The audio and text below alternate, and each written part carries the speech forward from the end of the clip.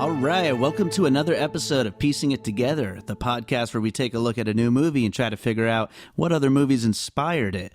Today on the show, we're talking about a movie that I wish more people would see. People aren't going out to see this movie called Alpha, but we're going to get into why we think that is and why you should go see it. But before we get to that, I want to remind you all, make sure you're subscribed to Piecing It Together on your favorite podcast app.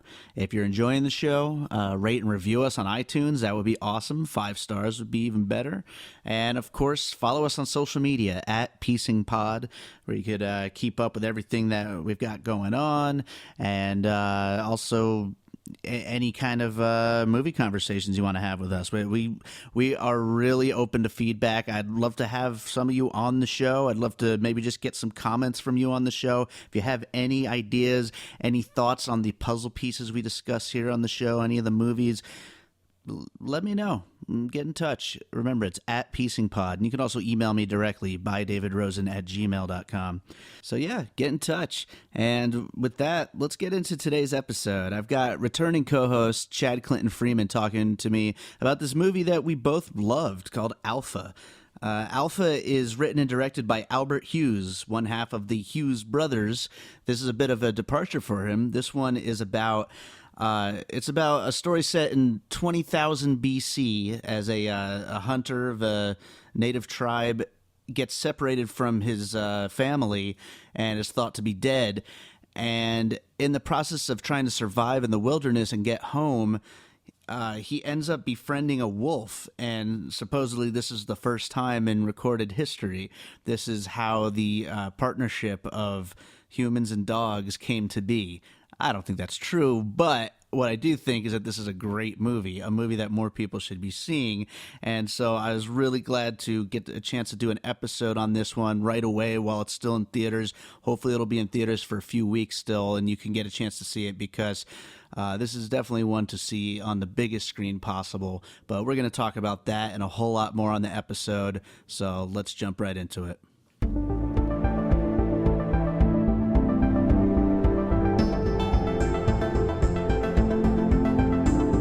All right, so we got back with us again, Chad Clinton Freeman. Chad, how you doing?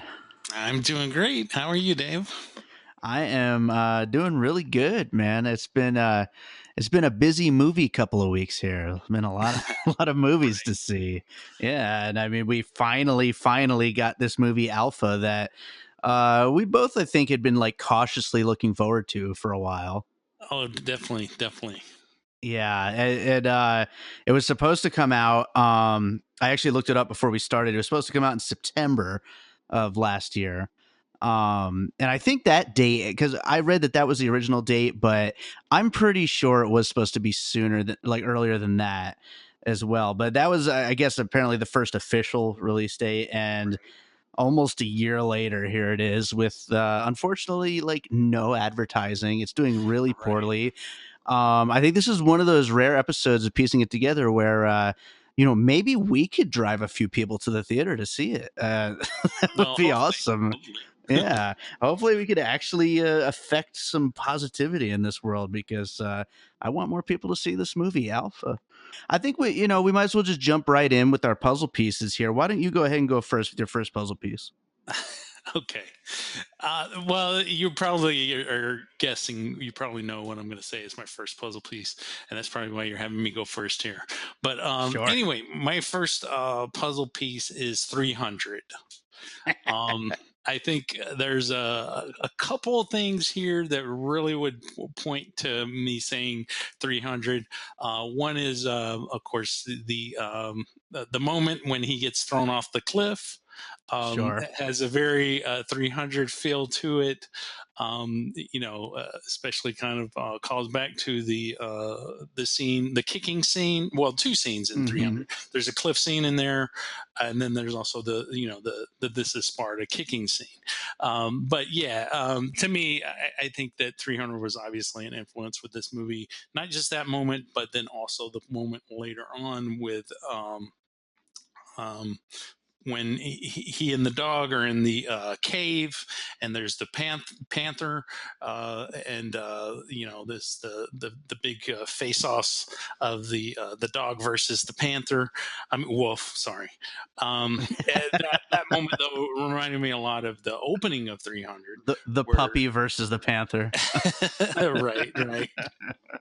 Uh, but that scene reminds me a lot of the opening scene in 300, where you have the boy and he's in the cave, and it's been actually, I guess, a year since I rewatched 300, so I don't even remember exactly if it was a wolf, it was a beast, or what it was, but there was a big scene where the boy, the young scrawny little boy, and then he overcomes by killing the beast in the like cave, which Sure, sets up yeah. the opening for the film. But yeah, I mean, and not only that, I mean, this is just a very visually pleasing, gorgeous looking movie as well. Totally different than 300, because I mean, with this movie, really, I couldn't.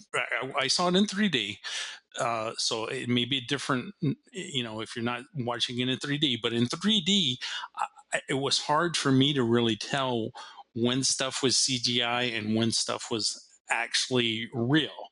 I mean, it worked so well in 3D. Um, so that was one of the big differences, though, that it was a very beautiful and like lush type movie, like 300. But 300 is obviously like, you know it's all CGI.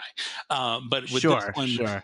I felt like it was very pretty seamless with because I mean, especially with the wolf, I couldn't tell when it was real and when it wasn't. I mean, and I would think that most of it was, actually the wolf, because there was the stunt wolf, Chuck, was that his name? Um, That's right, Chuck the Wolf Dog. and he gives an amazing performance. And Sure again, like I does. said, I couldn't tell when any of the stuff was actually CGI and when it wasn't. But yeah, so for me, that was the big puzzle piece, though. 300. Sure. Yeah. No, I did know that you were going to say that for sure. And yeah, more than those specific scenes or anything, just the overall, like the heavily stylized look of the film. Hmm. Although I would say, like you were kind of saying there, this one kind of like blends a little more naturalistic cinematography with that CGI style Right. that 300 really kind of ushered in a lot of ways. Um, but yeah, it's a really beautiful looking movie. Some of the shots, whether they're the more natural looking shots or the more heavily stylized shots, they really look great. I had to look up the guy who the cinematographer, and the only thing I recognize is Goodnight Mommy of other movies that he Right. had done. Yeah. I was yeah, I was pretty surprised. I was actually I guess I should use this as my next puzzle piece since it's such a good transition. But I was actually thinking during the movie that it was going to be the same cinematographer as War for the Planet of the Apes, Mm. um, which is my next Right. puzzle Right. piece. And mainly it's because of the cinematography. I mean, the lush settings that they're going on this journey across, and each major scene kind of starts off with like this beautiful overview of the environment, and Hmm. then the struggles they're facing as they're trying to traverse that environment.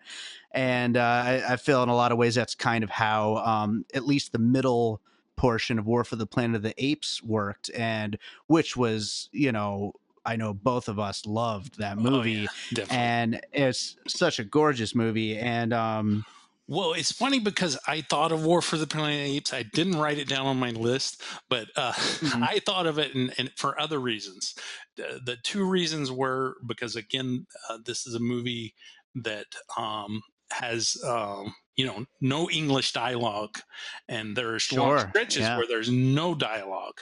And to be able to carry a movie, without any English dialogue, especially for today's day and age of movie watchers, is a very hard thing to do, to really pull yeah, people in and to make them. So on this, it's in it's not sign language like Planet of the Apes, but it's in who knows? It may be even a made up language. I'm not even sure.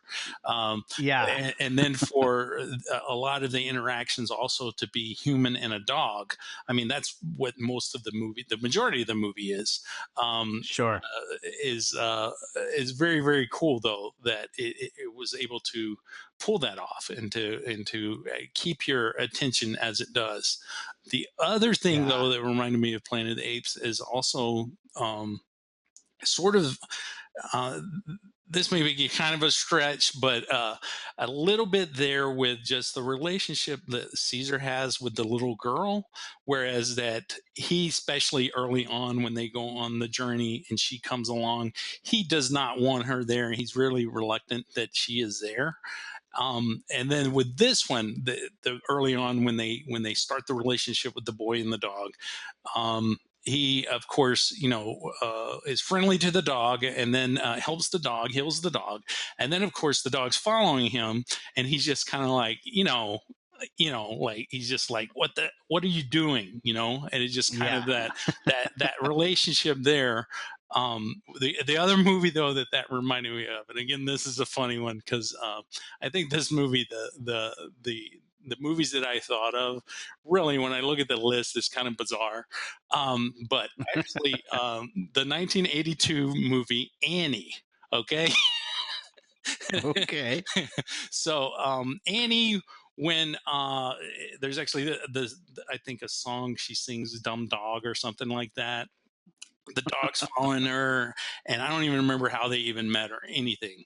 But obviously, I think it's probably something along the same lines. Maybe she did something nice, and then the dog was like, "Hey, this is my friend, so I'm going to follow him." And then she's just like, just kind of frustrated, just like, I almost feel like that he could have, broke out in song and sang "Dumb Dog." Um, when the dog the dog was like, kind of keeping his distance, but kind of creeping up behind him, making sure to see where That's he's the Disney going. version of this movie for sure. So yeah, Annie, um, again, but yeah, and I see that with War for the Planet of the Apes again. Yeah, the cinematography beautiful in that movie and beautiful in this one as well. And again, though, I don't think I saw War for the Planet of the Apes in 3D, so I don't know how that one like looked in 3D. But with Sure. this one felt really even more like real and natural, like the Right. environments, especially I love when they do the scenes where it goes from day to night or night to day, Hmm. and they do the time lapse, and then they do the like go through like the mountains, or they show you like the water and it just pans across it, and then you have like the bird fly over, just very very beautiful. Yeah, I mean, again, you were talking early on about how you know hopefully more people will see this movie. Yes, this is one of those movies that you need to see on the big screen. I wish Yes. we don't have an IMAX or Adobe or any of that where I'm at now. I wish that I could see this on the big screen, but I am very happy that I saw it in 3D because it is gorgeous in 3D. But any big screen, I mean, the bigger the better, I think. Yeah, I saw it on a regular screen, and the day that this episode goes up, I'm planning on seeing it in IMAX 3D before Oh, it nice. leaves because I'm sure it'll get kicked out by next week. Right. Um, but by the way, I just love the idea that if we were to stop this right now, your two puzzle pieces would be 300 meets Annie. Yeah.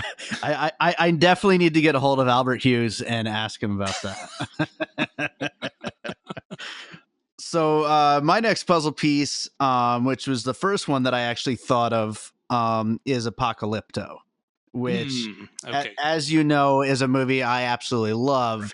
Right. And while that is, of course, a much darker movie than this, although Alpha did end up being a lot darker than I expected it to be. It's pretty scary for like basically a family film in a lot of No, ways. it is. It is. Yeah, and so it was pretty surprising how dark it was and violent and stuff. But more so, you were kind of getting into it a little bit before there with the the unknown ancient language that they're all speaking Mhm. and how there's no English spoken, and that's something that was kind of mind blowing for me with Apocalypto.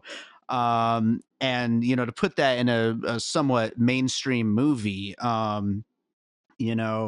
it's pretty surprising. And I really thought, when we first saw the trailer for this, like, over a year ago, I had no idea it was going to be like this. I mean, sure, they didn't speak English in the trailer, but I mean, I did think it would be a little more of like a mainstream story, almost just like a pretty just blockbuster type of movie, Right. rather than what is essentially uh like an art house film with a really big great CGI. you Right. know Right.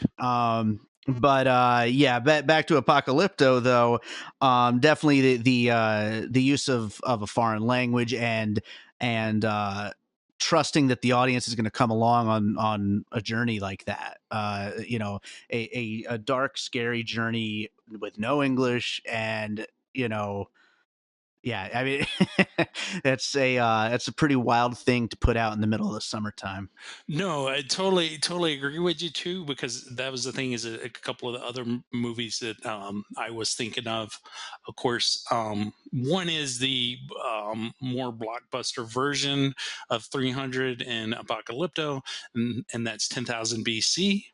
Uh, Sure. and then also the other one that I was thinking of, which is very, very dark and violent, like Apocalypto, and that's Pathfinder. And what's neat though is that here's a movie that, yeah, it kind of brings to mind some of these very like dark and violent, like prehistoric movies. And this movie really, it kind of fits in with those, but then at the same time, I mean, something like Annie isn't that far of a stretch, because it very much kind of almost seems Disney in a way too. Which is Right. very, very interesting about it, is that it does have, it is a dark movie overall, and then it does have this very dark, especially the beginning is very dark feeling to it. Um, and then for it to tie in that, but then also to be like a feel good movie at the same time, and to be a movie uh, that has really positive themes as well. It's a very, very interesting movie in that aspect, which is why when I was writing down my list of movies, I was like, this is a bizarre list. It's funny. My dad asked me yesterday. He's like, "So did you see Alpha yet?" And I said, "Yeah." He was like, "Did you like it?" And I was like, "Yep, I loved it." And he was like, "Did you cry?" And I was like, "Yeah, I did." And he was like, "All right, I gotta see it." It's Right. like, why can't they market it that way? Then maybe people would Well, show up. I think that's the thing. I think that kind of does is the problem with the movie, is that how do you market this movie? Because do you Yes, market it it is very difficult. to the people who are like, oh yeah, Apocalypto 300, Pathfinder 10,000 BC, or do you then market it to as like a family movie? And it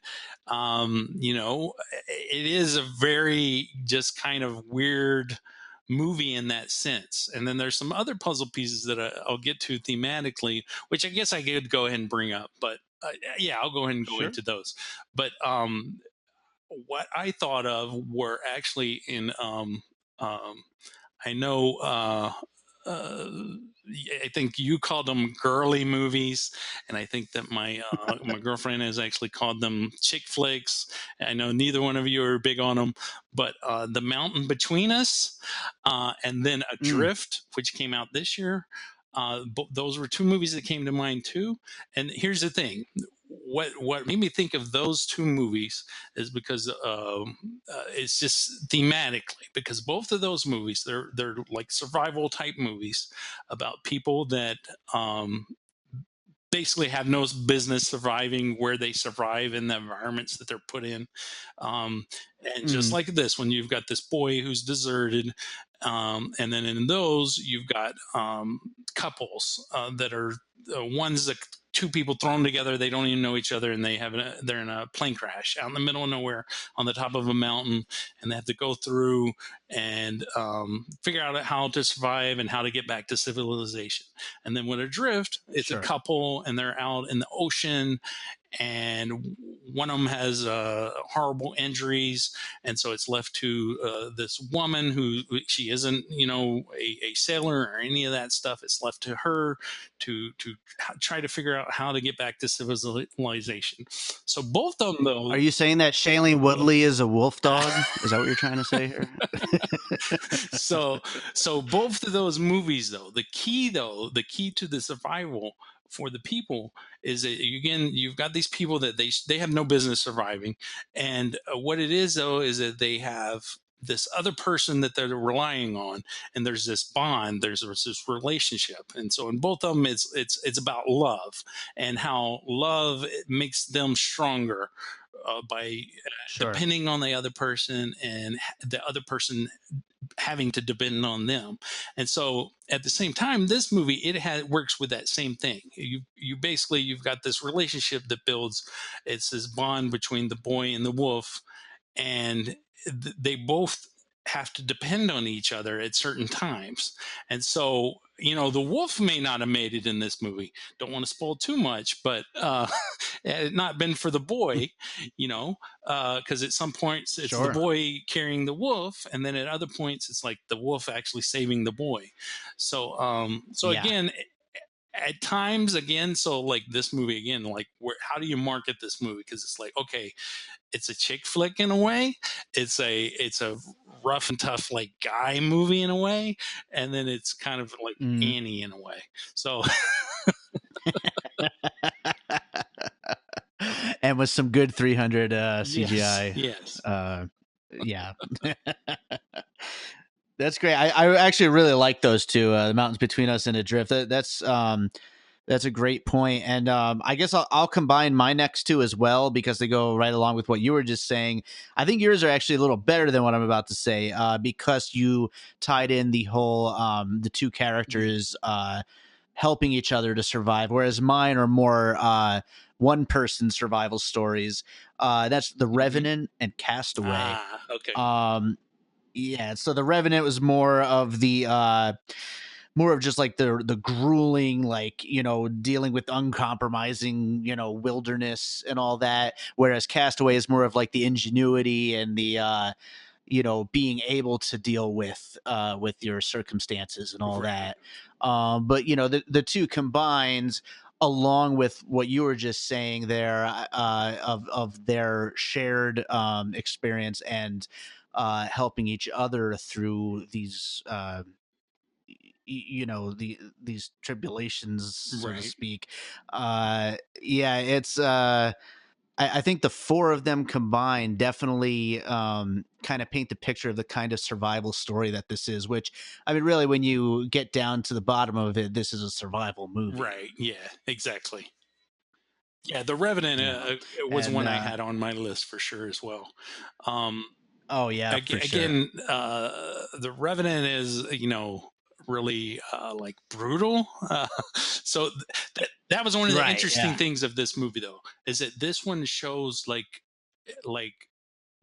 here you are, you're in a very dangerous and could be very brutal environment, and the movie is just like beautiful, whereas like The Revenant, like, it's very like bitter and like brutal, and Yes. just like just watching it, you feel like unsafe, whereas this one, it's just like Yeah. it just paints such it shows the beauty of nature, I guess that's what I'm saying, as opposed to really Sure. um going in for the brutality and the ugliness and the meanness of nature. It more shows the beautifulness of nature. um Yeah, it also shows, along with the beautifulness of nature, it shows like uh and not in a like you were saying, like not in such a brutal way. It shows what humans are capable right. of, when they live up to their potential. Yes. And it's a beautiful way of of doing that story, that story of survival against such a just insanely harsh Right. environment. I certainly couldn't do it. Right, That's for sure. exactly that. Me and Harvey trying to get across the. I see Harvey dragging you. That's what I see. Yeah, like yeah. It would be up to inch him. by inch. um so yeah, what's interesting, which I didn't even, it didn't even click with me though, that the one of them that I thought of, and it was mostly a specific moment in the movie that made me think of this movie, but I kind of feel it ties into The Revenant, and that's The Crow. Of course, The Revenant, was supposed to Hmm, be, uh, the guy was supposed to be dead, and then he comes back, and then for revenge, and that's how The Crow ties into The Revenant. But there was just a moment in Alpha that, it was the part where they had left and they thought he was dead, and he's, mhm. just laying there on the cliff, and it's almost like in a way that he comes back to life. It's this, Sure. especially it's very stylized the way that when he wakes up, there's actually like lightning, and it almost has like this Frankenstein moment also. But there was something about that moment Sure. where there's the lightning, and then he just opens his eyes, and I mean, of course, watching it, we know that he's alive because we know from the trailers. But still, it was just a Sure. very, very like strong cinematic moment. And for some reason, when I saw that, I was just like, it just popped in my head, The Crow, because it was almost like he. It just, this movie shows how, again, like how you were saying, how what humans can do if they live up to the potential. It's almost like it was like this individual is so strong that in that moment it was almost like he was, waking up and just saying, no, I'm not dying. This is not going to be the end of me. And so it's just in that moment though, was very much to me, it just said The Crow to me. Sure. Yeah, no, it's almost like a resurrection Hmm. type of thing, Right. and him, yeah, him, he couldn't find all that potential until he had, gone to his absolute depths of, like, like almost going to die, like the Right. absolute Right. worst he could Right. possibly get. And that's what leads him there. And yeah, I mean, that's such great breeding ground for a great Well, story. and that was the other thing, and there was a vulture, right, that landed on him, and then like went to peck Hmm. at him, and then that was like the moment. Um, but yeah, that was one of my favorite moments, though. That I was like, oh man. So that was Yeah. early on. Yeah, the when he got thrown off the cliff, and I was like, whoa, this movie's great. And then that one, that was it. I was like, oh yeah, this movie's awesome. And the wolf hadn't even showed up yet. So Right? You're like, where's this wolf? Where's Chuck? Um, my next puzzle piece, is going to bring it back to the cinematography that we were talking about a little bit ago here. And this is not actually like a regular movie, but IMAX nature mm, documentaries. Because there are just some just amazing locations being shot in this, and like we've already talked a little bit about during this episode, it's kind of hard to tell what's real and what's not, what's CGI and what's not. But whatever it is, it's gorgeous, and it's like some really amazing looking locations. And I mean, this movie, I absolutely, I mean, we'll talk about it more at the end about our overall reviews, but I mean, all of the survival stuff, and the everything between the dog and the boy works. But even if it didn't, it would still get a ton of points for how hmm. beautiful the scenery looks. I mean, some just incredible shots that are like as good as anything that you would see in one of those kind of nature Oh yeah, documentaries. definitely. No, I definitely agree with that. Um, Planet Earth 20,000 BC, they could have called it. yeah. So yeah, that's the thing. You can't say enough how just like beautiful it is to watch. But that's the thing though, is that it not just watch so thematically as well at the same time. There's some really, really just good themes there about Sure. humans getting along with nature, believing in yourself. I mean, there's just like so many different really cool things to this movie. Absolutely. Before we got too off distance though from what we were talking about with the like dark and like brutal type movies, two also that Hmm. came to mind for me were Platoon and Apocalypse Now. And I Okay. couldn't recall which one specifically, but some of the cinematography, especially when you see the group when he's with the whole tribe, and then when they meet up in the other tribe and they're walking through, and you just see all this nature again, which should be like very very well, it is very dangerous, but at the same time, it's also very beautiful, just the way that it's shot. Um, Sure. and there was just something about that that just very much reminded me of Platoon with them.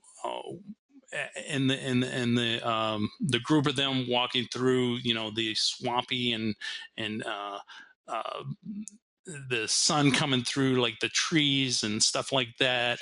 It Sure. just very much reminded me of that. And then also at the same time, the moment later on when it's just him and the wolf and they're walking and you see like that blazing yellow sun behind them in the Oh background, yeah. that just had very much to me like a very Apocalypse Now like poster um, feel to it. Sure. Here's the thing, one of the Hughes brothers directed this movie, Albert Hughes, Yeah. and of course the Hughes brothers directed Dead Presidents, which was a Yes. movie about Vietnam. And so, I mean, I'm sure very much that Platoon and Apocalypse Now are, very influential movies for him. Anyway, so again, there was just something about the uh, again, what's so weird about it and so different about it is that there wasn't a feeling of dread or a feeling of like danger per se when you would see um, these moments when they're heading into danger, obviously. But in Mm. this movie, it just like looked beautiful. Whereas like in like Platoon, it's like you're not feeling that feeling of wow, this is beautiful. No, you're like, oh shit, what the fuck's gonna happen next? you know. Uh, so yeah. Again, one of the very interesting things though about this movie is how it's able to just kind of, you know, like take that and kind of dump it on its head, Sure. which again, very very interesting. Absolutely. So my next puzzle piece is actually my next two puzzle pieces are not movies. Okay. So I'm going to do them separately though because they're quite different from one another. But the first one is actually a video game, and it is really would be the whole series, but specifically the Legend of Zelda: Breath of the Wild, which was the most recent Hmm. Legend of Zelda game. And really with the whole series, there's especially in like the last like 5 or 6 of these games, there's always been elements of working together with some form of animal. A lot of the times it's a horse, Hmm. but there's also been dogs in the games in the past as well, um, which I believe actually there isn't Fallout, I think, a game where you've got a dog as a buddy. I'm But the one to yeah, ask. not sure about that. But yeah, I could have brought that one up too. But no, specifically Zelda though, because of the kind of environments, the fact that no one's speaking English, they speak like a fake made up olden language, and then with subtitles. Mhm. The survival of the elements, the a lot of animals that they have to escape from, big scary animals, also living off of the environment, finding supplies, finding things to help them survive. There Mhm. was a lot of moments that really did feel very Zelda like in this, and especially Breath of the Wild, which is certainly the most cinematic of the series, probably because it's the newest, and so they've got the technology and all that. But it definitely reminded me of that a few times actually throughout the movie as it was going through. A lot of it's a combination of the locations, the survival elements that we've talked about, and as well as working together with some form of an animal, in this case a wolf. Right. Yeah, and such a great game, by the way. Uh, well, I mean, that's the thing is that I mean, this movie in a way, it's kind of because it's a journey, so it kind of has Yes, that just like video game sort of feel to an it. adventure. Yeah. Yeah, yeah. I only have one more puzzle piece, by the way. How many more do you got? Well, total, I got a handful. Okay. It's funny actually. I was just talking to someone about how piecing it together works, and one of the fun things I think about the show is how everybody brings something a little different to the show. All the Right. different co-hosts that I have. One of the things that like you tend to bring to the show is a ton of puzzle pieces. It's you always have the most of everybody, which I love. I think it's great. That and snack and Zack Snyder. Yes, that and Zack Snyder references. Absolutely. Um, Well, why don't you go ahead and do two or something, and then I'll do oh, one, and then you okay. can do the So, rest. well, that's the thing is I actually have two that are related. Um, Perfect. so, actually, the next one would be I Am Legend, the big Okay. Will Smith movie. Um, and Big is a relative term, but yes, I know what you mean. so that's the thing, though, is that okay?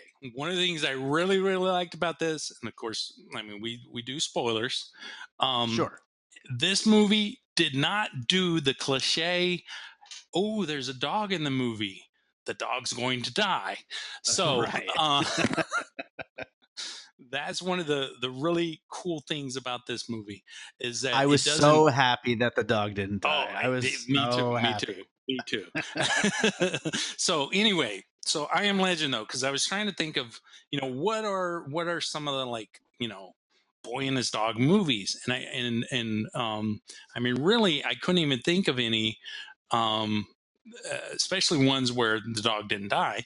I mean, but I Am Legend, the first half of that movie is, of course, Will Smith and a dog. I think it's like a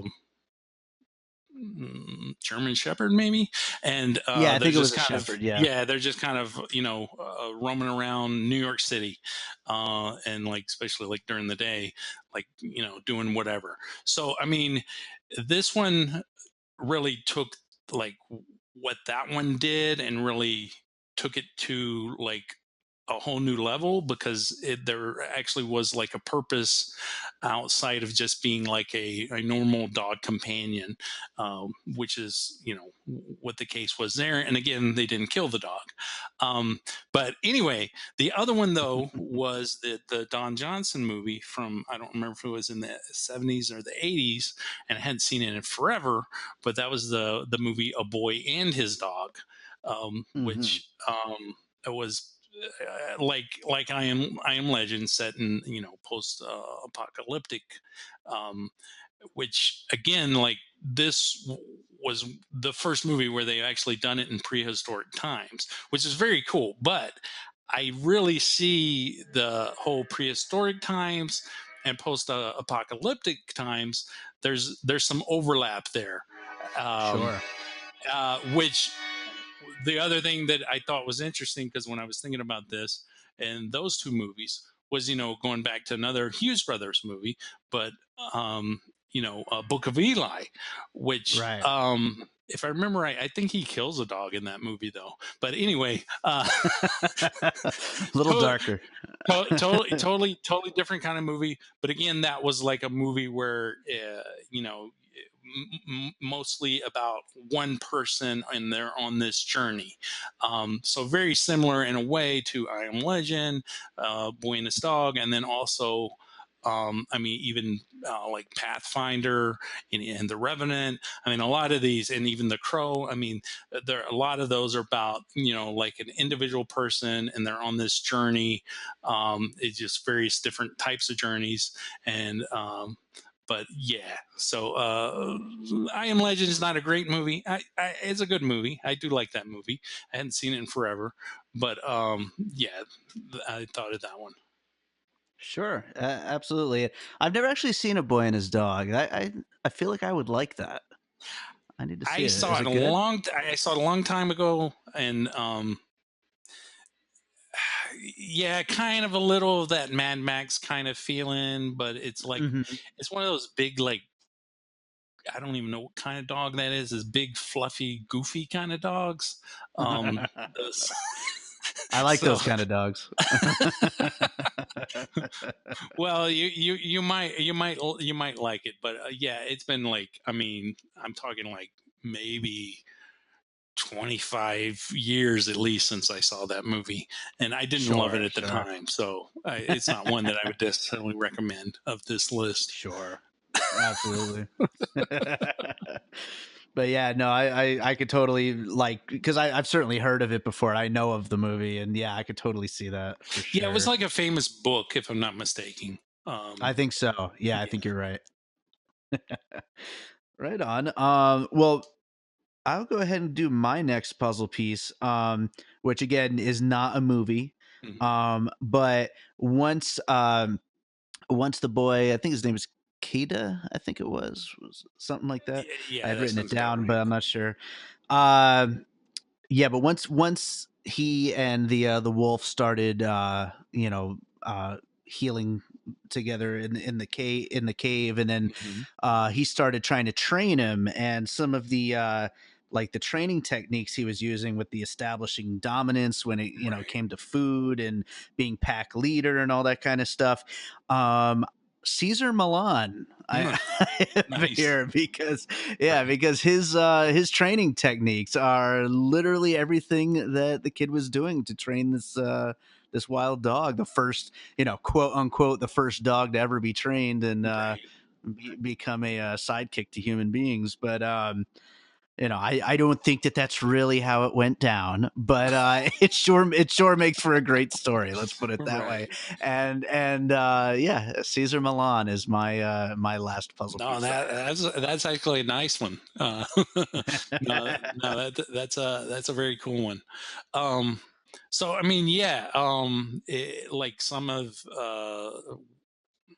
the like classic ways to train your dogs. Yeah, definitely, he does use some of those techniques. Which have. how he knew about those techniques, I don't know, unless he's basically inventing it. So this Yeah, is, this is like it was a hunch. this It is was a Caesar hunch. Milan's like great great great great great great ancestor. That's what it is, Keta Milan, that's his name. right? So, what would your next puzzle piece be? Well, again, I got two that are kind of related, and I'm Hmm. shocked you did not say the next one that I'm going to say. Uh-oh. Okay. The Jungle Book. You know what? I had thought of the Jungle Book and I didn't write it down, and then I didn't think of it Ah, again before we started recording. It had crossed my mind at one point. okay. So You know again, what? You know what? I'm putting it in my column. You just have to deal with so that. again, like there was a very much a Disney kind of feeling at times with this movie, and so yeah, the Jungle Book, and then I mean, then this one, this was like an obvious one, The Lion King. Um, Mm. the way I mean, at the very end where she holds up the puppy, I mean, come on. Oh yeah. Yeah, that was awesome. That was adorable. No, exactly, exactly. Yeah, that's the thing about this movie is that I mean, just look at this list of we're talking about. I had a couple of ones that I guess I go ahead and throw out there just to wrap up because they weren't really full, uh, like pieces per se. One Mm. of them kind of goes back to what I was talking about earlier, though, about Annie and also War for the Planet of the Apes. And that was actually Leon the Professional. Um, Ah, again, I just had that that odd couple kind of thing, yeah. and then especially the forming of that relationship, and especially with the one person kind of being reluctant. Well, I guess both were kind of reluctant at different times. At first it Sure. was the wolf very reluctant to, what is this human person trying to do? And then later, once the wolf like is healed, and the wolf's like, "Hey, you're my buddy. Where are you going?" And kind of, Yeah. kind of following along.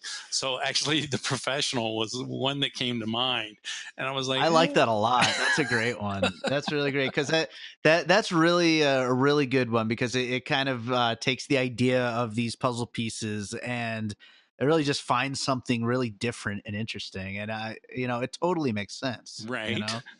I like that. That's a really good one.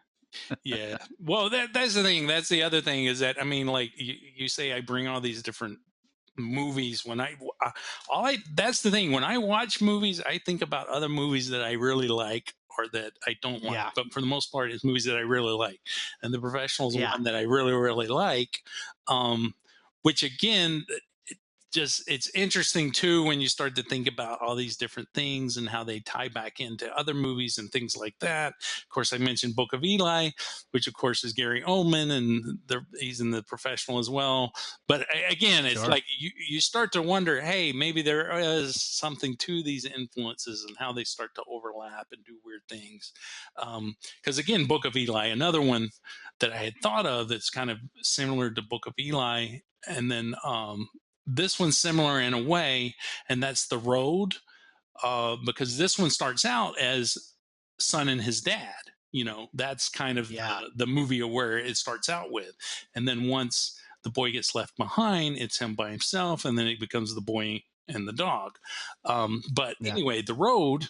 The boy from The Road is the boy from this movie. And I was like, wow, I had no idea. Really? Yes.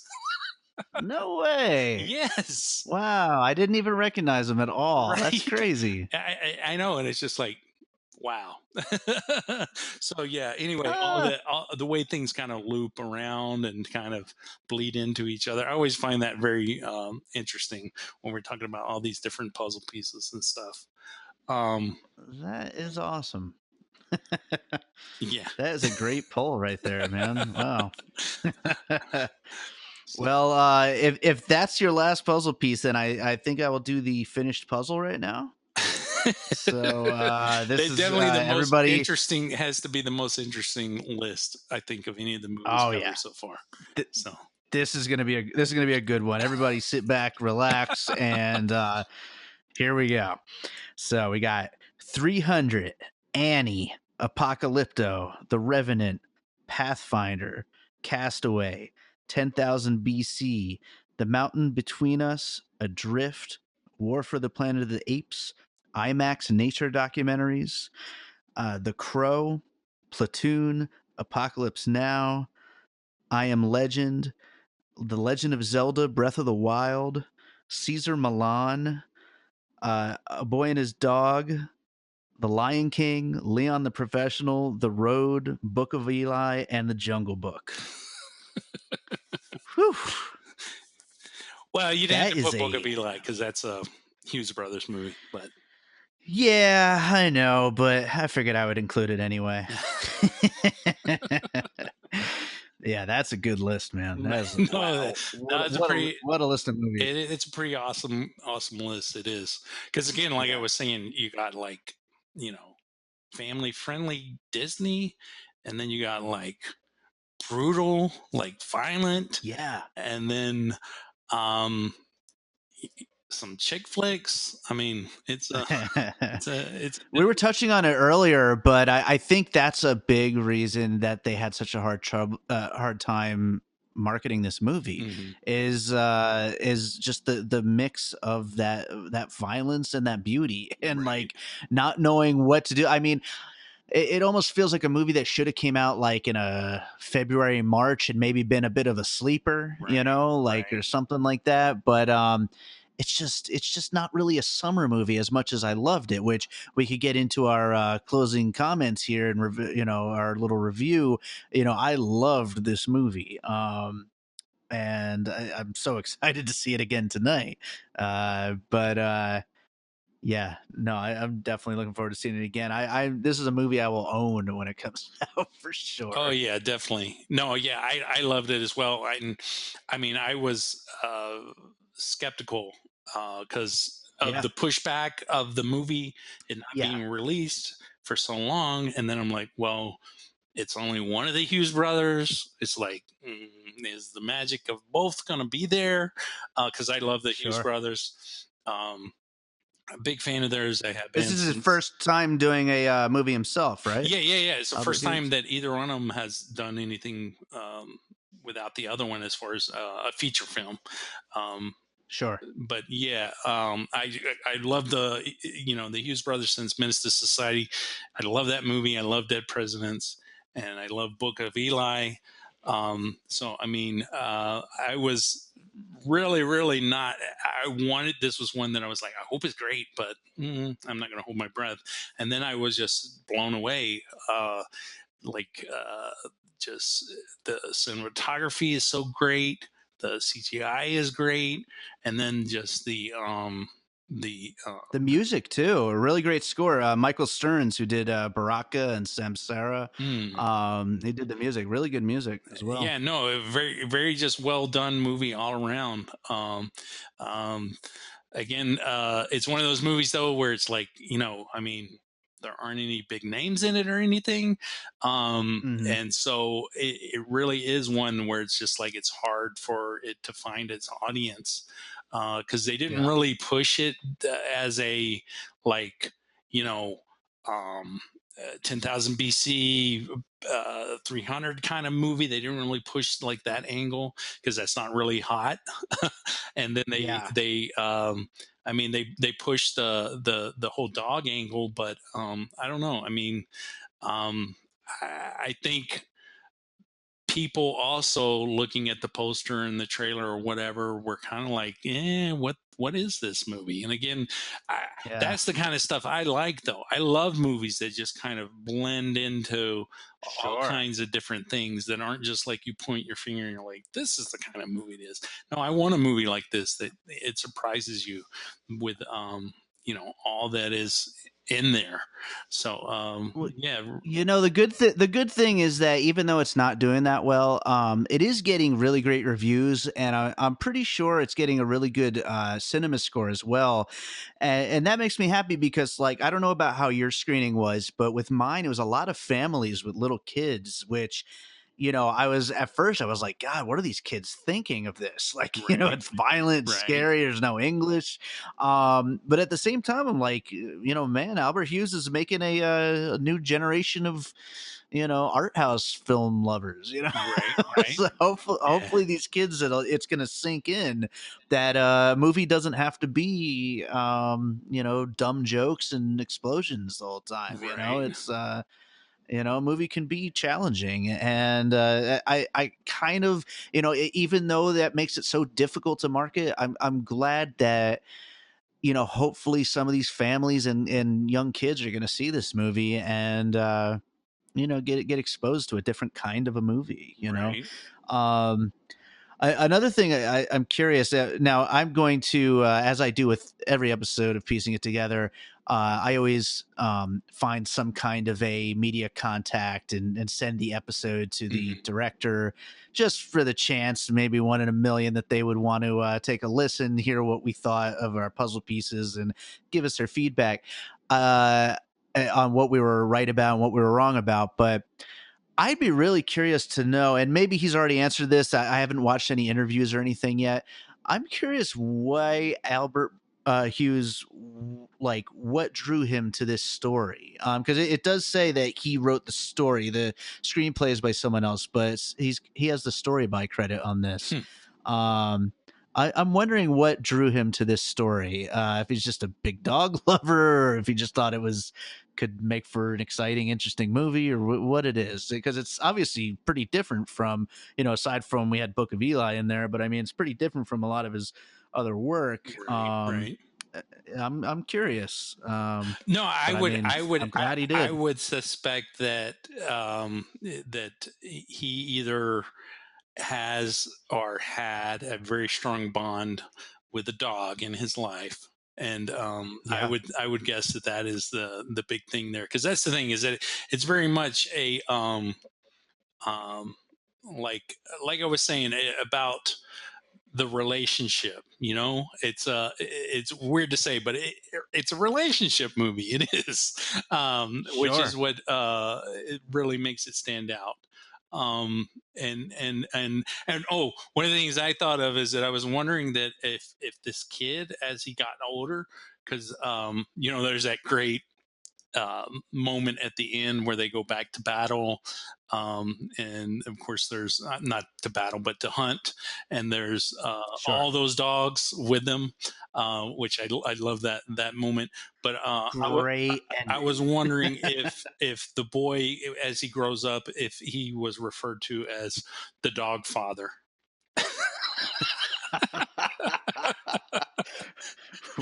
Well, you know what? Since you had that amazing pun just now, I got to mention you had a really great pun on Facebook. Hugh's a good boy. That you're full of them with this movie. I got to say, Yeah. so, so ridiculous. Yeah. Oh my Yeah. god. Yeah. Yeah, well, great. This is a great movie. Obviously, most people listen to piecing it together after they see the movie to start breaking it down some. But for anyone who didn't care about spoilers and did listen to the episode, go see this movie because you really should, especially to experience it in a theater, the biggest screen possible, because it's just a gorgeous movie. Now, that being said, though, it's almost probably a good spoiler to say, though, the dog doesn't die. Because here's the thing: is I know that Yes, there are probably some people who are like, "I ain't going to see that. The dog dies." Because that's the thing, is that right, most of the right. time you see a dog in a movie, it's like, okay, they're going to kill the dog, and it's going to make me cry. Uh, but um, this would be more along the lines, and I'm surprised I didn't put Benji on my list, but more along the lines of a Benji movie. You know, The list is full, I Chad. know, The I list is know, full. but a adventure, but there is no death as far as the dog goes. So you're And safe it's there. awesome for that. Exactly, exactly. And that's the thing, is that a movie like this, and it can make you cry, and they don't even kill the dog. Man, Right? That that's some pretty good filmmaking, if you ask me, exactly, man. exactly. That's that, and I did post this on Facebook. But yeah, I always didn't know which Hughes brother was my favorite. Albert is my favorite. He's definitely my There favorite you of the go. Hughes brothers. Well, that sounds like a good place to wrap it up.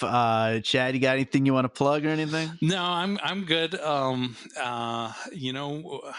kind of disappointed we're probably not going to get to record a Spike Lee Black Klansman episode, but I'm very happy that we were able to do this one, because yeah, this was great. And like I said, I've been a fan of the Hughes brothers since the beginning, and I'm always happy to see anytime that a Hughes brothers have a new movie come out, and this one with one of them by making a movie by himself, very very cool. And I do hope that more people see it, and see it on the biggest screen possible, and 3D. The 3D is very very cool, because they I have like can't these wait. fireflies and all this different stuff, and that Oh stuff yeah. actually does float towards you, because Oh yeah, nice. yeah, yeah. Because I saw this with my girlfriend Melanie, and the part where the fireflies, she was actually like doing like little kids do, reaching to try to grab the fireflies. It does have that Nice. effect where it's like actually like coming towards you.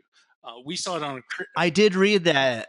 I read that this is one of the rare movies nowadays because they don't seem to do that right, much right. anymore. But they only do the depth thing, but they don't really throw things out at Yeah. you anymore. But But this one had a that's lot of those awesome. moments Yeah, where there's like stuff floating around, which also is kind of like reminded me of 300, because in Zack Snyder, a lot of his movies, there's always like little bits of fire, like kind of floating around, and sure. this does that.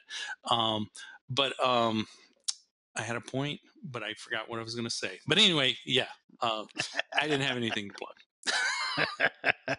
Sounds good to me. Well, in that case, I guess we'll wrap it up. Thanks again for being on the show. Maybe we will get around to that Black Klansman episode one of these days. We'll see if we can fit it in soon. All right. But if not, we'll get you on again soon. Okay, sounds good.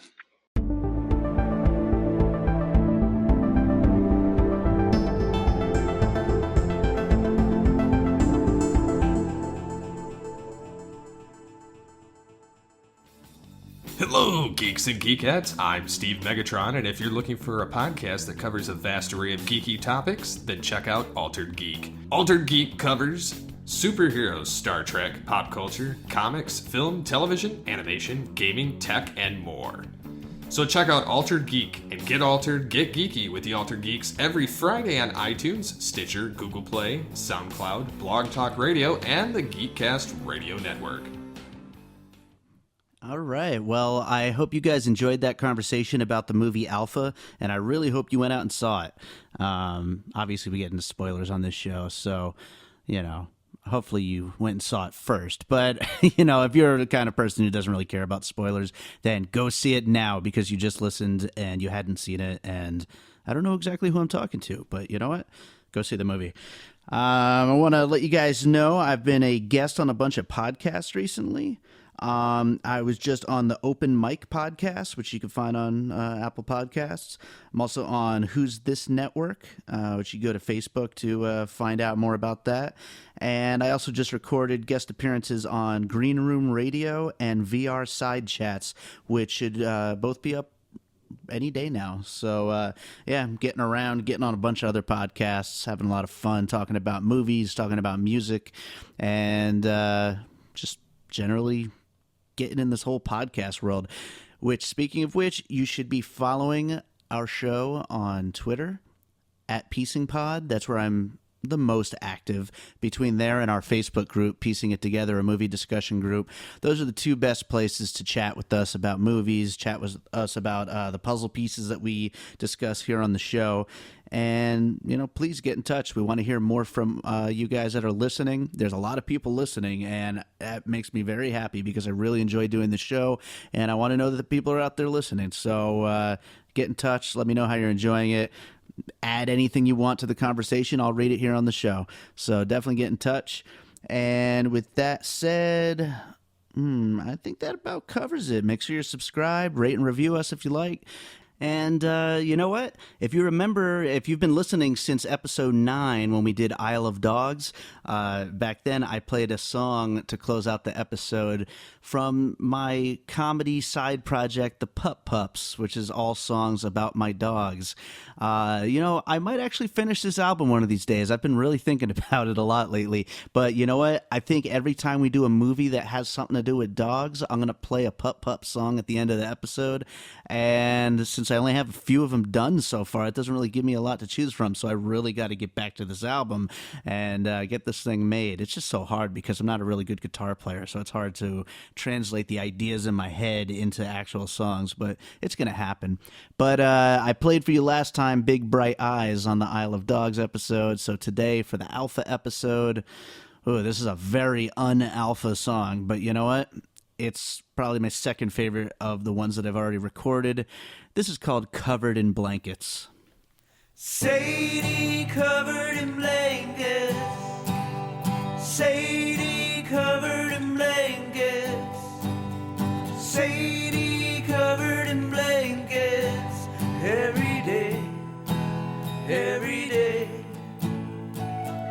Harvey covered in blankets. Harvey covered in blankets. Oh yeah, Harvey covered in blankets. Every day, every day. Sadie covered in blankets.